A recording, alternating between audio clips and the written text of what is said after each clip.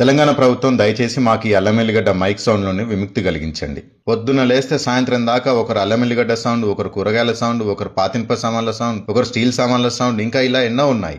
ఆఖరికి చిక్కెండుకలు కొనుక్కునే వాళ్ళు కూడా మైక్ సౌండ్లు పెట్టుకుని తిరుగుతున్నారు.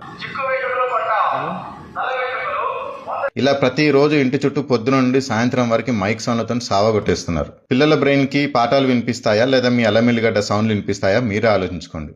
ఇంట్లో పేషెంట్స్ ఉంటారు, ఒక పక్కన ఆరోగ్యం బాగాలేక ఎంతో ఇబ్బంది పడుతూ ఉంటారు. వాళ్ళకి మైక్ సౌండ్లు ఎంత ఇబ్బంది కలిగిస్తాయో అమ్మే వాళ్ళు మీకు తెలుసా? ఇక వర్క్ ఫ్రం హోమ్ చేసుకునే వాళ్ళ బాధ్యత వర్ణనాతీతం. ఆఫీస్ లో ఒక పక్క వాడు సావగొడుతూ ఉంటాడు. ఇక మీటింగ్ అటెండ్ అవ్వాలి అంటే ఏ సైడ్ నుండి ఏ మైక్ సౌండ్ వినిపిస్తుందని భయం వేస్తుంది. అమ్మే వాళ్ళు మీరు కొంచెం మనసు పెట్టి ఆలోచించండి. మీ పొట్టగొట్టాలని ఎవరికీ ఉండదు. మీకు మీ మైక్ సౌండ్ ఒక్కటే కావచ్చు, కానీ మీలాంటి వాళ్ళు రోజుకి 20 నుండి 30 మంది మైకులు పెట్టుకుని ఇంటి చుట్టూ తిరుగుతూ సౌండ్లతో వాయగొట్టేస్తున్నారు.